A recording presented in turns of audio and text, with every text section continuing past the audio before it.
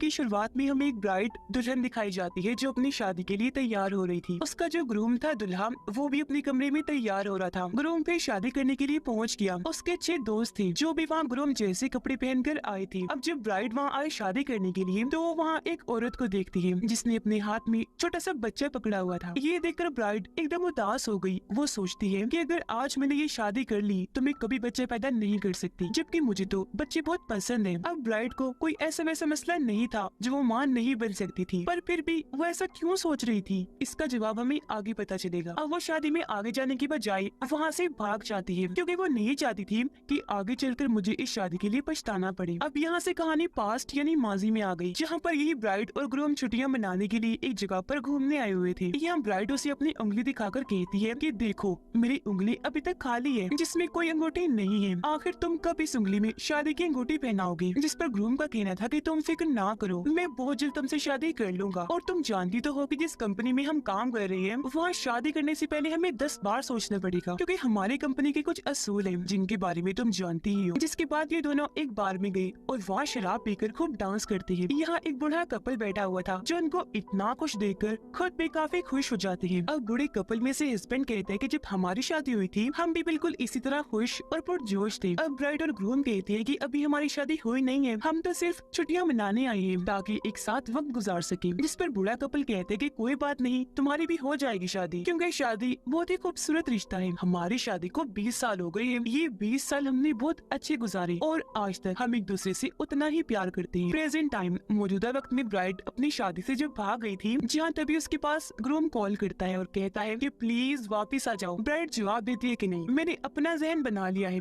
कि अब मुझे शादी नहीं करनी और मैंने प्लान भी बना लिया है यहाँ से निकलने का। ग्रूम कहते हैं कि तुम अच्छे से जानती हो कि कंपनी वाले तुम्हें इतनी आसानी से जाने नहीं देंगे, वो तुम्हें नुकसान भी पहुँचा सकते हैं, मुझे तुम्हारी फिक्र हो रही है। ब्राइड गुस्से से जवाब देती है कि तुम्हें मेरी फिक्र करने की कोई जरूरत नहीं है, ओके, मैं अपना ख्याल खुद रखना जानती हूँ। इतना कहकर उसने फोन काट दिया और वो अपने डैड के घर आ जाती है जो जंगल के बीचों बीच था। यहाँ उसके डैड रहा नहीं करते थे बल्कि अक्सर छुट्टियां मनाने यहाँ आया करते थे। अब ब्राइड अंदर जाकर सभी खिड़कियां दरवाजे अच्छे से बंद कर लेती है और अपने डैड की तस्वीर देखकर उन्हें याद करने लगी और रो रो कर कहती है कि डैड आप सही कहा करते थे कि मुझे इस लाइन पर चलना ही नहीं चाहिए क्योंकि ये बहुत गलत है, मुझसे बहुत बड़ी गलती हो गई आपकी बात ना मानकर, जिसका मुझे आज बहुत पछतावा हो रहा है। असल में ब्राइड ग्रूम और इनके जितने भी दोस्त थे ये सारे एक खुफिया कंपनी के लिए काम करते थे, जो कंपनी गैंगस्टर्स खतरनाक लोगों की थी, जिस वजह से सभी लोगों को मारा करते थे, वो भी बेरहमी से, सिर्फ पैसों की लालच में। अब ब्राइड और ग्रूम ने बाद में शादी करने का फैसला किया। अब कंपनी के असूल के मुताबिक ये लोग शादी तो कर सकते हैं लेकिन इन्हें फिर भी इस कंपनी के लिए ही काम करना पड़ेगा, बस ये शादी कर सकते हैं, इससे ज्यादा और कुछ नहीं। अगर कोई शादी कर भी ले तो वो बच्चा पैदा नहीं कर सकता, लेकिन अगर किसी का बच्चा हो गया तो ये असूल के खिलाफ हो जाएगा और कंपनी की असूल तोड़ने पर सजा मिलेगी। इसलिए ब्राइड इस शादी से भाग गई ताकि वो इन सबसे निकल सके। असल में ये खतरनाक दुनिया थी ही ऐसी जिससे मुश्किल कोई बाहर निकल सकता था। इसी वजह से तो ग्रूम उसे वापस बुला रहा था, पर वो ठान चुकी थी कि मैं कभी वापस नहीं जाऊंगी चाहे कुछ भी हो जाए। फिर अपना मूड ठीक करने के लिए वो गाना लगाती है और शराब पीकर डांस करने लगी क्योंकि अब वो अपनी आजाद जिंदगी गुजारना चाहती थी। अब ग्रूम को शक हुआ कि ब्राइड अपने डैड के उसे घर में गई होगी, इसलिए उसने अपने दोस्तों को भी वहाँ भेज दिया जो बाहर आ गए थे ताकि वो उसकी ब्राइड को ला सके। अब ये 6 के 6 दोस्त गाड़ी से उतरे और वहाँ ब्राइड की गाड़ी खड़ी देखकर उन्हें कंफर्म हो गया कि वो यही आई है। अब ग्रूम का सबसे करीबी दोस्त जो उनका बेस्ट मैन था वो ग्रूम को कॉल करके बताता है कि दोस्त तुमने सही अंदाजा लगाया था, तुम्हारी ब्राइड यही है जिसे हम जल्द ही पकड़ के लाने वाले हैं। ग्रूम कहते हैं कि मैं उसे बहुत प्यार करता हूँ तो उसे समझाकर आराम से लाना, लड़ाई न करना ताकि उसे कोई चोट ना पहुँच जाए। पर बेस्ट मैन जानता था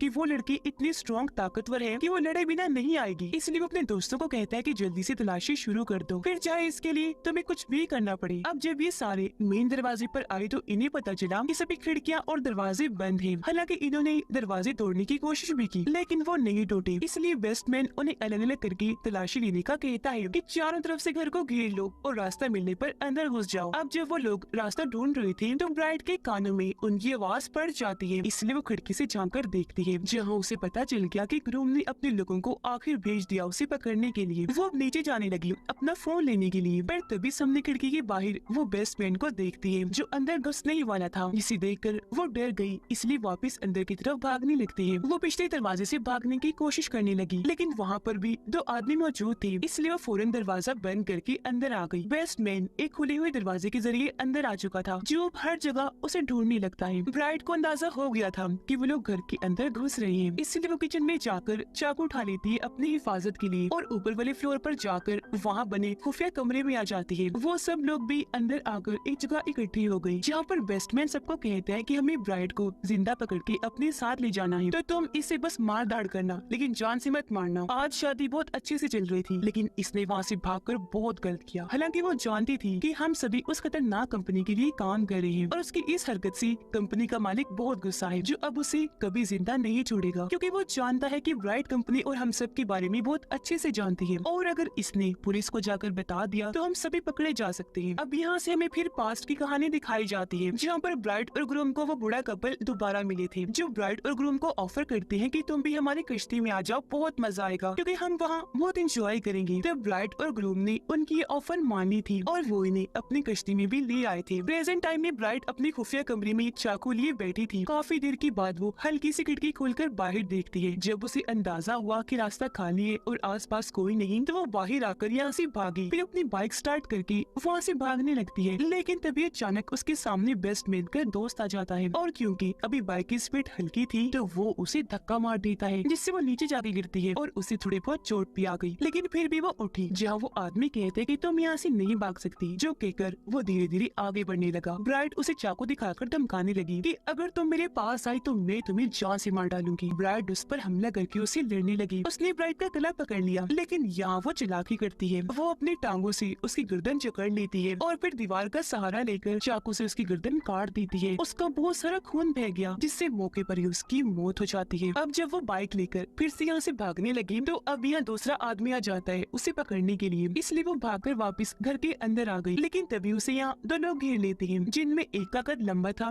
और एक था बोना, जिसका कद काफी छोटा था। अब लंबा आदमी उसे मारकर नीचे गिरा देता है और फिर उसे बहुत पीटने लगता है, लेकिन वो हार नहीं मानती। इस तरह उसे चकमा देकर वो उठी और शावल बेलचे से उस पर वार करके इतना मारती है कि उसकी जान ही ले लेती है। अब ये देखकर बोना आदमी काफी गुस्से में आ गया, कहता है कि मैं तुम्हें नहीं छोड़ूंगा। वो चैनसो उठाता है जो ब्लेड वाला हथियार था और उसकी रस्सी खींचकर उसे चलाने की कोशिश करता है, लेकिन वो स्टार्ट ही नहीं हो रहा था। ये देखकर ब्राइट उठी और उसे जोरदार टांग मारती है, जिससे वो काफी दूर जाके गिरता है और मौके पर ही वो बेहोश हो गया। अब जब ब्राइट वहाँ से भागने लगी तो बेस्टमैन उसे देख लेता है। वो उसे देखकर हंसने लगा, इसलिए वो अपनी जान बचाकर वहाँ से फिर वापस अंदर ही भाग जाती है। वो अब ऊपर वाले कमरे में आ गई, जहाँ आकर उसने खुद को लॉक कर लिया था और हाथ में वो गोल्फ स्टिक लेकर बैठ जाती है हिफाजत के तौर पर। बेस्टमैन अपने बचे हुए साथियों को कहता है कि ब्राइट ऊपर छुपी हुई है और अब मैं उसे पकड़ने जाऊंगा, तुम लोग नहीं, क्योंकि हमारे पहले ही दो साथियों को उसने मार दिया है। अब पास्ट में हमने देखा कि जब ब्राइट और ग्रूम बूढ़े कपल की कश्ती में आई थी तो वहाँ सच में काफी इंजॉय करते हैं। यहाँ बूढ़ा कपल फिर से कहते हैं कि हमने अपने 20 साल बहुत अच्छे गुजारे, जो कहकर उनमें से हस्बैंड कहानी सुनाने लगा, पर हम किसी डॉल्फिन की तरह है पानी में, जहाँ पर शार्क्स भी हैं, जो हालांकि डॉल्फिन को एक ही बार से मार दे, पर डॉल्फिन भी इतने होशियार तो है कि वो शार्क के बाल को जाया करते। अब ये सुनकर ब्राइट और ग्रूम समझ जाते हैं कि ये हमारे बारे में ही बात कर रही है और इन्हें पता चल गया है कि हम कौन हैं और यहाँ किस मकसद के लिए आए हैं। अब बूढ़ा आदमी एक दराज खोलता है जिसके अंदर गन पड़ी हुई थी, जिसे वो चुपचाप प्लेट से छुपा देता है, क्योंकि वो जानता था कि ये खतरनाक लोग हैं, तो अब यहाँ खतरा भी हो सकता है। लेकिन जब ब्राइट वहाँ आई तो वो गन को देख लेती है। प्रेजेंट में ये सारे एक साथ ब्राइट को पकड़ने ऊपर जाते हैं, क्योंकि अब इन्होंने प्लान बनाया था कि हम बारी बारी अंदर जाकर उसका सामना करेंगे। वो सबका मुकाबला नहीं कर पाएगी, थक जाएगी, जख्मी हो जाएगी और ऐसे हम आसानी से उसे पकड़ लेंगे। इसलिए अब उनमें से पहला लड़का अंदर जाता है, जिसे पीछे से आकर ब्राइट पकड़ लेती है, लेकिन वो खुद को छुड़वाकर ब्राइट को मारने लगा। पर वो भी कम नहीं थी, आखिर उसे भी उसी कंपनी से लड़ने की अच्छी ट्रेनिंग मिली थी, जिनमें से अपनी महारतों का वो यहाँ इस्तेमाल करती है। उस आदमी ने जब ब्राइट को पकड़ा हुआ था तो वो किताबों वाले शेल्फ पर अपनी टांगे रखकर खून चाहती है और उसके पीछे आकर काफी पीटने लगी, जिसके बाद वो उसका गला दबाकर उसे जान से मार डालती है। अब तभी यहाँ एक और आदमी आ गया, जिसकी पीठ पर चढ़कर ब्राइट उसे मारने लगती है, पर उसे नीचे उतारकर वो ब्राइट को मारने लगा, फिर उसका गला पकड़ लेता है और काफी मारने के बाद कहता है कि तुम मुझे नहीं हरा सकती, जो कहकर वो अपना चाकू निकालकर ब्राइट की तरफ करता है। लेकिन यहाँ ब्राइट चालाकी से उसे चाकू छीन लेती है और उसकी टांगों में घुसा देती है, जिसे दर्द की वजह से वो तड़पने लगा। अब वो पहले ही बहुत तकलीफ में था, जहाँ अब ब्राइट उसका आखिर गला ही काट कर उसकी जान ले लेती है। फिर वो इस चाकू को अपने पास ही रख के वहाँ से बाहर आई और अपनी गाड़ी की तरफ भागती है। जब ब्राइट गाड़ी के पास आई तो उसे एहसास हुआ कि मेरे पास तो चाबी ही नहीं है, जिसके बाद वो दोनों ब्राइट के पास आई और बेस्टमैन उसे चाबी दिखाकर कहते कि देखो ये मेरे पास है, और अब वो ब्राइट को बहुत घसीटते हैं और उसे कहने लगे कि अब तुम्हें हमारे साथ जाना ही होगा। बेस्टमैन अपने साथी को कहता है कि इसे मार मार कर इसका बुरा हाल कर दो, जो कहकर वो खुद घर के अंदर जाने लगा ताकि जश्न मना सके कि हमने ब्राइड को पकड़ लिया और हम इस मिशन में कामयाब रहे। अब बेस्टमैन का दोस्त ब्राइड को कहता है कि तुम मुझे बहुत पसंद थी, लेकिन मैं उस कंपनी के खिलाफ नहीं जा सकता। उसने अपने पास चाकू छुपाया हुआ था जिसे वो एकदम उसकी आंखों में घुसा देती है। वो दर्द की वजह से तड़पने लगा और ऐसे तड़प तड़प के उसकी मौत हो जाती है। अब मरती मरती ब्राइड ने उसे कहा कि तुम्हें क्या लगता है कि गाड़ी लेकर मैं यहाँ से जा रही थी? नहीं, बल्कि मैं तो एक्टिंग कर रही थी ताकि तुम्हें अपने जाल में फंसाकर मार सकूं। अब बेस्टमैन जब बाहर आया चेक करने के क्या बना, तो वो अपने साथी की लाश देखकर काफी हैरान रह गया और तभी पीछे से ब्राइड आकर उसे पकड़ लेती है और उसकी गर्दन पर चाकू रख देती है। वो कहता है कि हमने तो तुम्हें अपना दोस्त माना था, तो फिर तुम क्यों हमें मार रही हो? ब्राइड कहती है कि हम सब कंपनी के लिए काम करते हैं, ओके? तो यहाँ कोई भी किसी का दोस्त नहीं है और अब तुम ग्रूम को कॉल करो और उसे ये झूठ बोलो कि मैं मर गई हूँ। उसकी धमकी से बेस्टमैन काफी डर गया और वो फोन करके ग्रूम को झूठ बोल देता है कि ब्राइड मारी गई, और उसे यकीन नहीं आ रहा था क्योंकि वो जानता था कि मेरी ब्राइड इतनी स्ट्रॉन्ग और होशियार है कि वो इतनी आसानी से तो नहीं मर सकती। जिसके बाद ब्राइड बेस्टमैन का गला एक ही झटके में काट देती है, जिससे उसकी भी बड़ी बेरहमी से मौत हो जाती है। अब तभी यहाँ बोना आया और उसे कहते हैं कि मैं अभी जिंदा हूँ, तो तुम यहाँ से बचकर कहीं नहीं जा सकती। अब ये सुनकर ब्राइड को उस पर गुस्सा आ गया और वो आगे बढ़कर उस पर हमला कर देती है, उसे बहुत मारती है, जिससे एक बार फिर वो बेहोश हो गया। लेकिन जब उसे होश आई तो वो खुद को बंधा हुआ पाता है और उसके सामने थी ब्राइड, जो चैंसो को बस स्टार्ट करने ही वाली थी। पर उसका मजाक बनाते हुए बोना कहते हैं कि ये तो काम ही नहीं करता बच्चों, तो तुम मुझे नहीं मार सकती। ब्राइड भी उसकी बात का बड़े अच्छे से जवाब देती है, कहने लगी कि वो दरअसल चैंसो में गैस खत्म हो गई थी, लेकिन अब मैंने इसमें गैस भर ली है। ये कहते वो चैंसो को स्टार्ट करने लगी और आखिरकार वो स्टार्ट हो भी जाता है, जिससे वो काफी डर गया और ब्राइड से जान की भीख मांगने लगता है कि प्लीज मुझे छोड़ दो, लेकिन वो उसकी एक नहीं सुनती और चैंसो से उस पर हमला कर देती है, उसे ऊपर से नीचे काट कर 2 टुकड़े कर देती है, जिससे यहाँ बोले की भी इतनी भयानक मौत हो जाती है। अब हम पास्ट का सीन देखते हैं। असल में जब ब्राइड और ग्रूम कपल से मिले थे, जब वो छुट्टियां मनाने आए थे, तो वो दरअसल एक मिशन पर थे। असल में बूढ़ा कपल भी पहले उस गैंगस्टर्स की कंपनी के ही मेंबर्स थे, लेकिन बाद में उन्हें वहाँ पर प्यार हो गया, जिसके बाद उन्होंने कंपनी को छोड़ दिया क्योंकि अब वो मजीद गलत काम नहीं करना चाहती थी, जिसके बाद से कंपनी उन्हें ढूंढ रही थी जान से मारने के लिए। कंपनी ने ब्राइड और ग्रूम को ही भेजा था ताकि ये उन्हें जान से मारते। वो अपने गन निकालकर ब्राइड और ग्रूम पर तान देता है, लेकिन तभी उसने देखा कि गोलियों वाली मैगजीन तो गायब है, जिस पर ब्राइड बताती है कि वो मैगजीन मैंने पहले ही निकाली थी क्योंकि मुझे पता था कि ये वक्त आने ही वाला है और गन भी मैंने देख ली थी। बूढ़ा आदमी उदास होते हुए कहते हैं कि मैं भी जानता था कि आखिर में हमारा यही अंजाम होगा, तो लो मार लो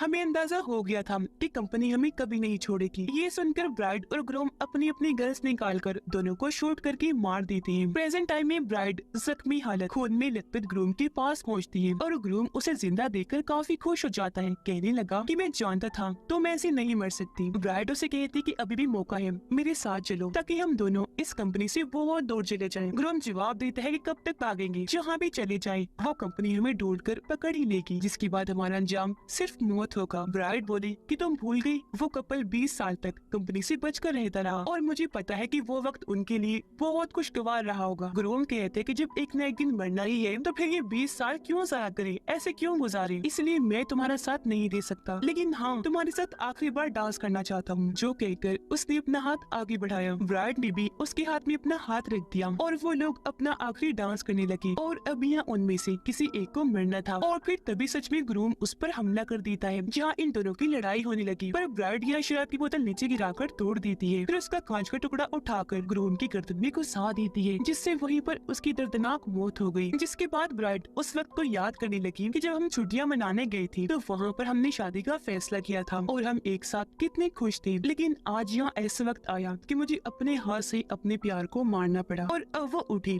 और यहाँ से जाने लगती है, लेकिन उसे अपने ग्रूम की मौत का बहुत अफसोस था। और तभी उसके मोबाइल की बेल बजने लगी। उसने जब चेक किया तो कंपनी की कॉल थी जिसका नाम यूनिवर्सिटी था, यानी कि कंपनी अब भी उसका पीछा नहीं छोड़ेगी। और इसी के साथ इस फिल्म की कहानी यहीं पर खत्म हो जाती है।